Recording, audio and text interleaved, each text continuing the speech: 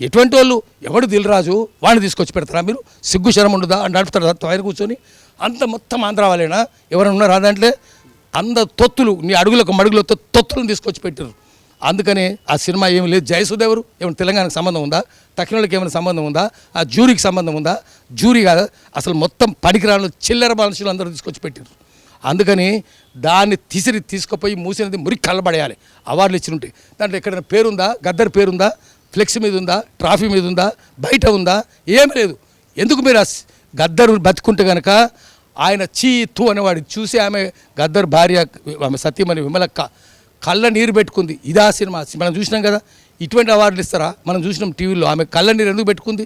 మిమ్మల్ని తూ అని తిట్టలేక పెట్టుకుంది ఆమె. అందుకనే జనమంతా ఈసడించుకుంటున్నారు. అన్ని రంగాల్లో ఆంధ్ర పెత్తనమే ఉన్నది. విద్య అంతా వాళ్ళదే, వైద్యం అంతా వాళ్ళదే, ఆసుపత్రులని వాళ్ళే, కాంట్రాక్టర్లని వాళ్ళే. ఇప్పటికి కూడా కేసీఆర్ టైంలో వాళ్ళే ఉన్నారు, చంద్రబాబు టైంలో వాళ్ళే, రాజశేఖర రెడ్డి టైంలో వాళ్ళే, కేసీఆర్ టైంలో వాళ్ళే, రేవంత్ రెడ్డి టైంలో వాళ్ళే.